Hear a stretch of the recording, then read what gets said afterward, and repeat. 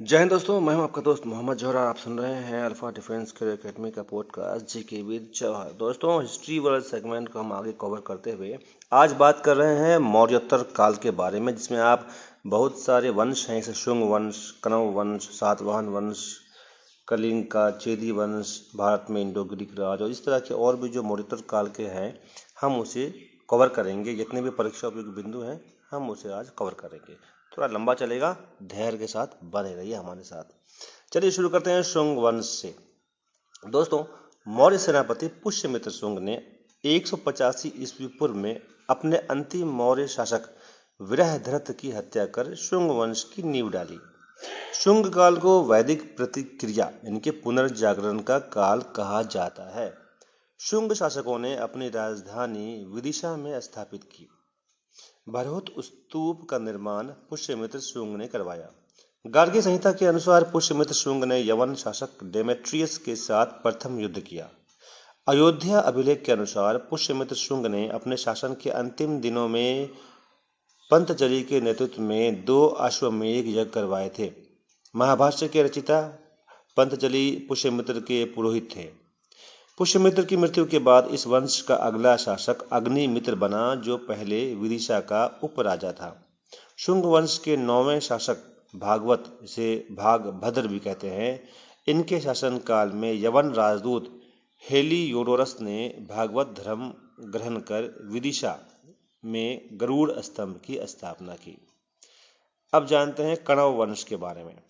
112 वर्ष शासन करने के बाद शुंग वंश के अंतिम शासक देवभूति की हत्या 73 ईस्वी पूर्व में उसके सेनापति वासुदेव ने करके कण्व वंश की नींव डाली।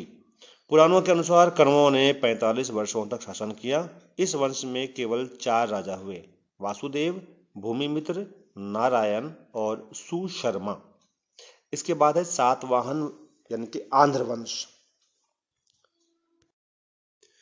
दोस्तों, सातवाहन वंश के संस्थापक सिमुक, जिन्हें सिंधु और शिपक भी कहते हैं, इन्होंने अंतिम कण्व नरेश सुशर्मा की हत्या कर सातवाहन साम्राज्य की स्थापना की। शुंग, कण्व और सातवाहन तीनों ही ब्राह्मण समुदाय से थे। सातवाहन, जिसे आंध्र वंश भी कहते हैं, इनके शासकों ने अपनी राजधानी प्रतिष्ठान में स्थापित की। प्रतिष्ठान महाराष्ट्र के औरंगाबाद जिले में है। कृष्ण, यह सिमुक का भाई था। इसने सातवाहन साम्राज्य को नासिक तक बढ़ाया और नासिक की गुफाओं का निर्माण किया। शातकर्णी प्रथम, इसने अनूप प्रदेश, नर्मदा घाटी का इलाका है, और विदर्भ, जो बरार का इलाका है, वहां पर आधिपत्य स्थापित किया। इसने अपनी राजधानी अमरावती, जो आंध्र प्रदेश की गुंटूर है, उसको बनाया। इसने सर्वप्रथम दक्षिणाधिपति की उपाधि धारण की एवं दक्षिण में राज्य को बढ़ाया, शतकर्णी प्रथम ने। इसके बाद आते हैं हाल। हाल के सेनापति विजयानंद ने श्रीलंका पर विजय प्राप्त की। गौतमीपुत्र शतकर्णी, ये सातवाहन वंश का महानतम शासन था। इसने शासन एवं उपलब्धियों के बारे में जानकारी नासिक अभिलेख से प्राप्त होती है। नासिक अभिलेख में इसे एकमात्र ब्राह्मण या अद्वितीय ब्राह्मण कहा गया है। इसने खतियद पमालदलस की उपाधि धारण की। नासिक अभिलेख में इसे मुद्रोतोयपति वाहन कहा गया है। इसके बाद है वशिष्ठी पुत्र पुलुमावी। ये गौतमी पुत्र शतकर्णी का पुत्र एवं उत्तराधिकारी था। शक शासक रुद्रदामन ने पुलुमावी को 2 बार हराया था, परंतु संबंधी होने के कारण बर्बाद नहीं किया।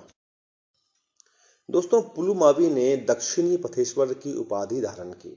पुलुमावी के समय समुद्र व्यापार एवं नौसेना शक्ति में पर्याप्त विकास हुआ।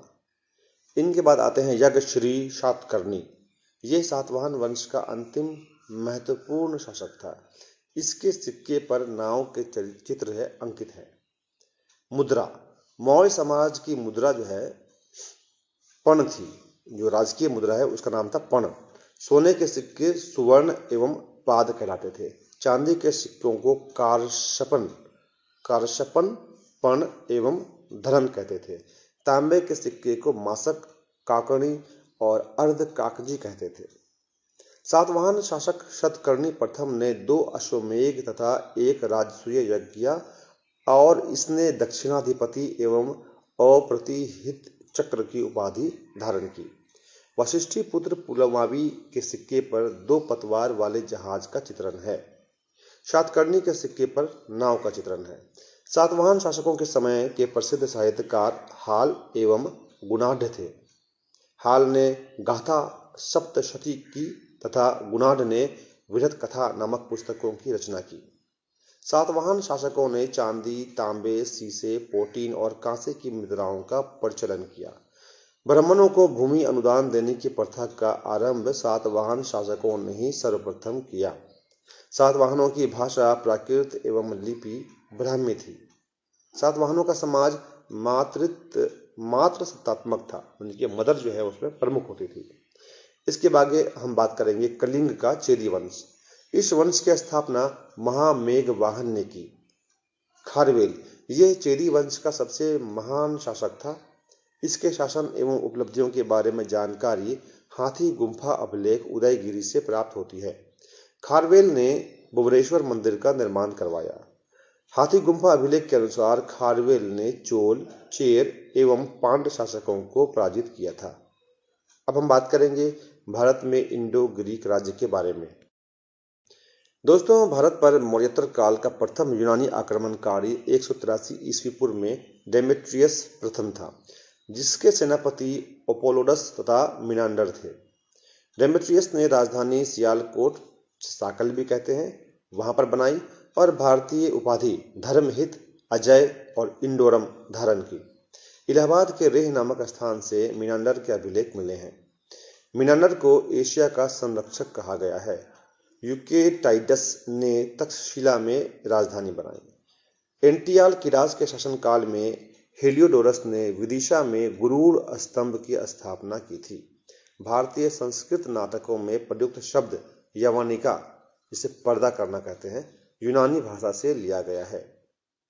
सर्वप्रथम लेख उत्कीर्ण सिक्का एवं स्वर्ण सिक्का चलाने का श्रेय यूनानियों को है। उन्होंने ही सर्वप्रथम सिक्कों में जो उत्कीर्ण करके जो बनाए थे वो थे। मिनांडर एवं नागसेन के बीच वार्तालाप का उल्लेख मिलिंद पन्हो नामक ग्रंथ में वर्णित है। अब हम बात करेंगे शक या सिथियन के बारे में। पार्सिपोलिस और नक्शी रुस्तम अभिलेखों से शकों की जानकारी मिलती है। शक मूलतः मध्य एशिया के निवासी थे और चारागाह की खोज में भारत आए। शकों की कुल 5 शाखाएं थी। पहली शाखा ने अफगानिस्तान, दूसरी शाखा ने पंजाब, जिसकी राजधानी तक्षशिला थी, और तीसरी शाखा ने मथुरा, चौथी शाखा ने पश्चिमी भारत एवं 5वीं शाखा ने ऊपरी दक्कन पर प्रभुत्व स्थापित किया। शकों का सबसे प्रतापी शासक रुद्रदामन प्रथम था, जिसका शासन 130 से 150 ईस्वी है। गुजरात के बड़े भाग पर था ये। इसने काठियावाड़ की अर्ध शुष्क सुदर्शन झील, जो कि मौर्यों द्वारा निर्मित है, उसका जीर्णोद्धार किया। रुद्रदामन ने सबसे पहले विशुद्ध संस्कृत भाषा में गिरनार अभिलेख जारी किया। शकों पर विजय के उपलक्ष्य में 58 ईस्वी पूर्व में उज्जैन के स्थानीय शासक द्वारा एक नया संवत विक्रम संवत चलाया गया। उसी समय से विक्रमादित्य एक लोकप्रिय उपाधि बन गई। दोस्तों, ये जो विक्रमादित्य की उपाधि है, ये इसकी संख्या भारतीय इतिहास में 14 तक पहुंच गई है। गुप्त सम्राट चंद्रगुप्त द्वितीय भी सबसे विख्यात विक्रमादित्य थे। अब हम बात करेंगे पार्थियन या पहलव की। पार्थियन मुख्यतः सिस्तान और आर्कोसिया के निवासी थे। पहलव वंश का वास्तविक संस्थापक मिथ्रेडेटस प्रथम था। भारत का पहला पार्थियन शासक माउस था। सबसे शक्तिशाली पहलव शासक गोंडोफर्निस 20 से 41 ईस्वी के हैं, जिसका उल्लेख तख्त बेही अभिलेख में किया गया है। प्रथम ईसाई धर्म प्रचारक सेंट थॉमस उसी समय भारत आया था। अब हम बात करेंगे मशहूर वंश कुषाण वंश के बारे में। दोस्तों, कुषाण मूलतः यूची जाति की एक शाखा थे, जिसका प्रभाव मध्य एशिया, ईरान, अफगानिस्तान और पाकिस्तान तक था। कुजुल कडफाइसिस प्रथम 30 से 80 ईस्वी के हैं, जिन्होंने कुषाण वंश का जो प्रथम शासक था, कुजुल कडफाइडिस, जिसके सिक्कों पर युवांग, महाराज और राजाधिराज आदि उपाधियां हैं। भारत में कुषाण साम्राज्य का वास्तविक संस्थापक विम कडफाइसिस था। यह शैव मत का अनुयायी था। इसके सिक्कों पर शिव, नंदी और त्रिशूल की आकृतियां मिलती हैं। भारत में सर्वप्रथम सोने के सिक्के विम कडफाइसिस द्वारा ही चलाए गए थे। कनिष्क सर्वाधिक शक्तिशाली कुषाण शासक था, जिसका काल 78 ईस्वी पूर्व का है। कनिष्क की राजधानी पुरुषपुर या पेशावर थी। कुषाणों की द्वितीय राजधानी मथुरा थी। कनिष्क ने एक संवत चलाया जो शक संवत कहलाता है, जो 78 ईस्वी पूर्व का है, जिसे भारत सरकार द्वारा प्रयोग में लाया गया है। बौद्ध धर्म की चौथी बौद्ध संगति कनिष्क के शासनकाल में कुंडलवन यानी कि कश्मीर में हुई थी। कनिष्क का राजवेद आयुर्वेद का विख्यात विद्वान चरक था, जिसने चरक संहिता की रचना की। महाविभाषा सूत्र के रचनाकार वसुमित्र है। इसे ही बौद्ध धर्म का विश्वकोश कहा जाता है। कनिष्क के राजकवि अश्वघोष ने बौद्धों की रामायण बुद्ध चरित्र की रचना की। वसुमित्र, पाशर्व, नागार्जुन कनिष्क के दरबार के विभूति थे। भारत का आइंस्टीन नागार्जुन को कहा जाता है। इसकी पुस्तक माध्यमिक सूत्र सापेक्षता का सिद्धांत है। कनिष्क बौद्ध धर्म के महायान संप्रदाय का अनुयायी था। गांधार शैली एवं मथुरा शैली का विकास कनिष्क के शासनकाल में हुआ था। कुषाण वंश का अंतिम शासक वासुदेव था। आरंभिक कुषाण शासकों ने भारी संख्या में स्वर्ण मुद्राएं जारी की। भारत में सर्वप्रथम द्वैध शासन की विचित्र प्रथा की शुरुआत कुषाणों द्वारा की गई। आइए अब बात करते हैं नाग वंश की। पुराणों के अनुसार पद्मावती, मथुरा और नागपुर में नाग कुलों का शासन था। पद्मावती के नाग लोग भार शिव कहलाते थे। मथुरा का नागवंशी शासक गणपति नाग एवं पद्मावती का शासक नागसेन था। चंद्रगुप्त द्वितीय का विवाह नागवंशी कन्या कुबेर नागा से हुआ था। चंद्रगुप्त द्वितीय ने सर्वनाग, जो कि नाग सरदार था, को विषयपति या प्रांतीय गवर्नर नियुक्त किया था। आइए अब बात करते हैं वाकाटक वंश के बारे में। वाकाटक विष्णु वृद्धि गोत्र के ब्राह्मण। ये वाकाटक वंश का शासन दक्षिण भारत में 3री से 6ठी शताब्दी के बीच था। ये शैव भक्त थे। वाकाटक शातकर्णी, कदंब एवं चालुक्य शासक स्वयं को हरिति पुत्र कहते थे। वाकाटक शासकों ने धर्म महाराज की उपाधि धारण की थी। वाकाटक वंश का संस्थापक विंध्य शक्ति था, जिसे वाकाटक वंश केतु कहा गया है। वाकाटक शासक परवर सेन प्रथम ने 4 अश्वमेघ यज्ञ किए तथा सम्राट की उपाधि धारण की थी। पृथ्वी सेन प्रथम को इलाहाबाद प्रशस्ति में कुंतलेंद्र कहा गया है। परवरसेन द्वितीय ने परवरपुर नामक राजधानी बनाई एवं इसने सेतु बंध नामक काव्य लिखा था। पृथ्वीसेन द्वितीय को वंश के खोए हुए भाग को बनाने वाला कहा गया है। अजंता की गुफा 16, 17 और चैत्य गुफा 19 वाकाटक काल की है। कालिदास ने परवरसेन द्वितीय के संरक्षण में मेघदूत नामक ग्रंथ की रचना की। सर्वसेन ने प्राकृत भाषा में हरि विजय नामक काव्य की रचना की थी। आइए जानते हैं आभीर वंश के बारे में केवल 2 लाइनों में। आभीर वंश का संस्थापक ईश्वर सेन था।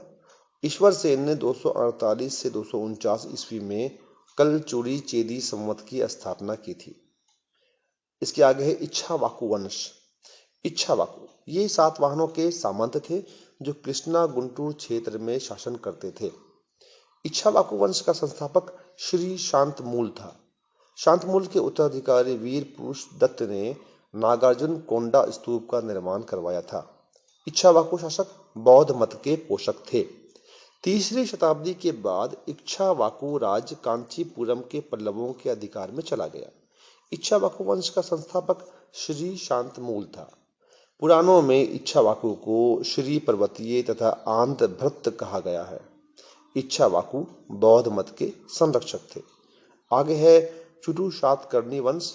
2 लाइनों में सुनिए। ये सातवाहन शासकों की एक शाखा है और चुटु शातकर्णी वंश का अंत कदंब शासकों द्वारा किया गया। इसके बाद आया संगम युग। अशोक के अभिलेखों में चोल, चेर कहते हैं केरल पुत्र, चोल, चेर, पांड्य और सतीय पुत्र राज्यों का उल्लेख है। ये संगम युग के हैं। अब दोस्तों बात करेंगे चोल वंश के बारे में। प्राचीन चोल संगमकालीन है, जो कि साम्राज्य की राजधानी उरैयूर थी। कारिकाल द्वारा राजधानी को कावेरी पट्टनम में स्थानांतरित किया गया। 9वीं शताब्दी में विजयालय ने तंजौर को राज्य की राजधानी बनाया। दोस्तों, चोलकालीन मंदिर जितने भी हैं वो शिव को समर्पित हैं। चोल राज्य पेन्नार एवं कावेरी नदियों के बीच पूर्वी तट पर अवस्थित है। दोस्तों, विजयालय ने 850 ईस्वी में चोल वंश की स्थापना की, जिसकी राजधानी तंजौर थी। विजयालय ने नरकेसरी की उपाधि धारण की और निशुंभ सूदिनी देवी का मंदिर बनवाया। आदित्य प्रथम, जिसका काल 880 से 907 ईस्वी है, शिव का उपासक था। इसने कोदंडराम की उपाधि धारण की।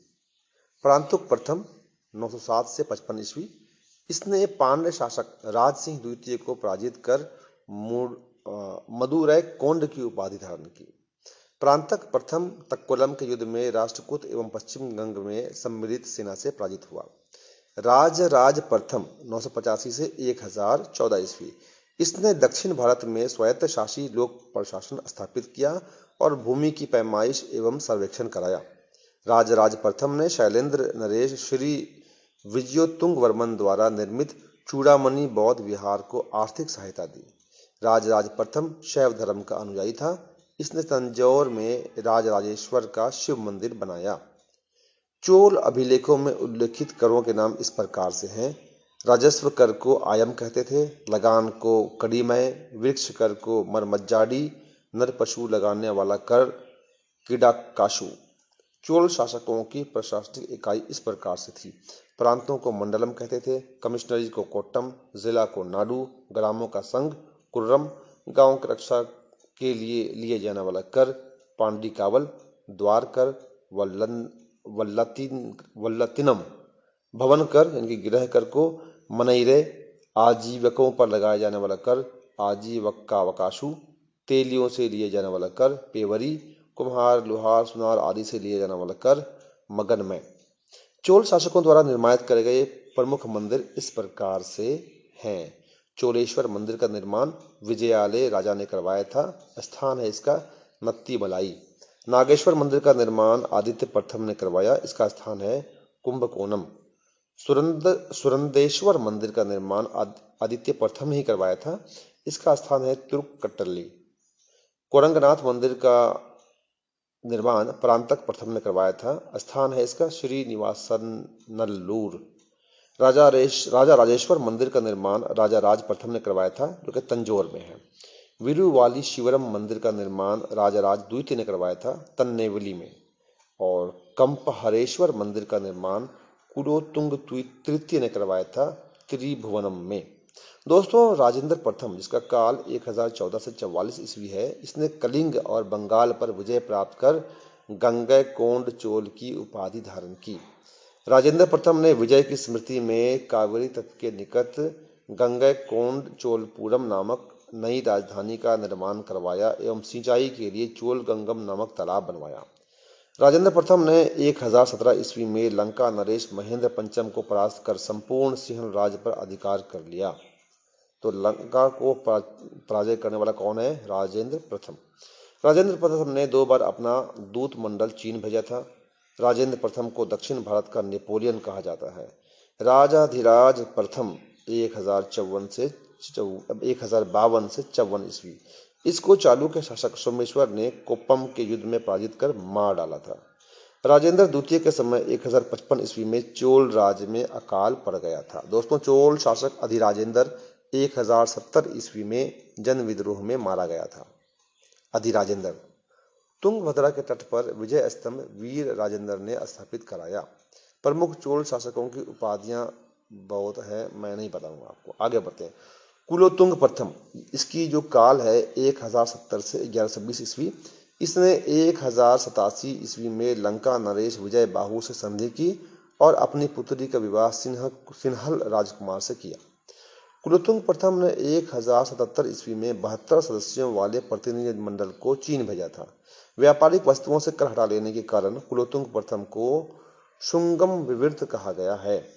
कुलोत्तुंग द्वितीय ने चिदम्बरम मंदिर में स्थित गोविंद राज यानी कि विष्णु की मूर्ति समुद्र में फेंकवा दी।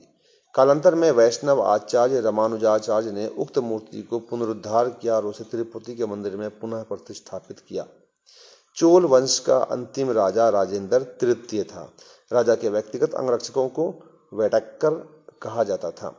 पेरुंदरम चोल प्रशासन में भाग लेने वाले उच्च पदाधिकारियों को एवं शेरुंदरम निम्न श्रेणी के पदाधिकारियों को कहा जाता था।